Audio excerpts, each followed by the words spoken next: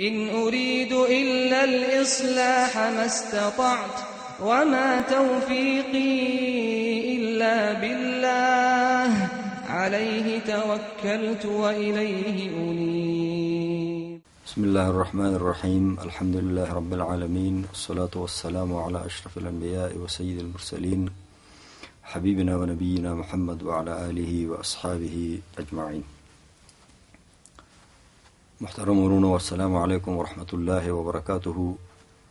لکه څنګه چې لمخکې نه تاسو ته معلومه ده، د جوزا په 3 تاریخ ماسپښین منځنه پس 1 بجه کارتینو مسجد جامع محمدی کې د قرآن عظیم الشان د تفسیر دوره ز د الله په فضل او مرسته شروع کوم. دا دوره به د رمضان المبارک په 28 تاریخ باندې ختمیږي. 40 ورځې به دا دوره دوام لري او هر ورځ به د ماسپښین د منځنه پس شروع کیږي او 4 ساعته به روزانه درسي.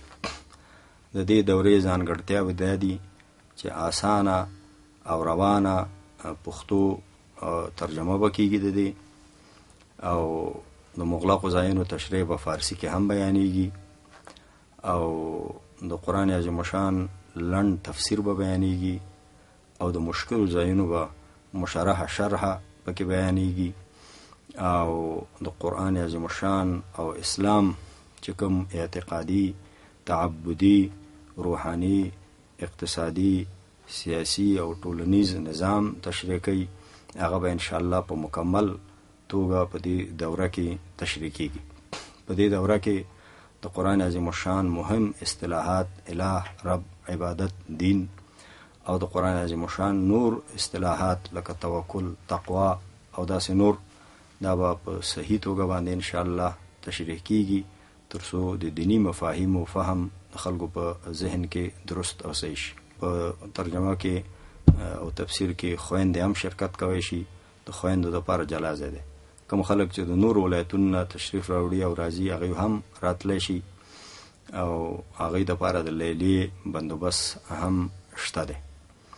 نو زما د ټولو خویندو ورونو خواهش دی چې په دې دوره کې شریک شي او قرآن عظیم الشان زده کړي، او د رمضان مبارک په دې مبارک شوبو کې له قرآن عظیم الشان نه استفاده وکړي، او موږ باید خپل ژوند قرآن عظیم الشان سره وتړو، او قرآن عظیم الشان موږ ته هغه لار ښیي چې هغه لاره نیغه او درسته ده.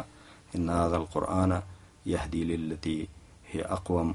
والسلام عليكم ورحمة الله وبركاته. إن أريد إلا الإصلاح ما استطعت وما توفيقي إلا بالله عليه توكلت وإليه أنيب.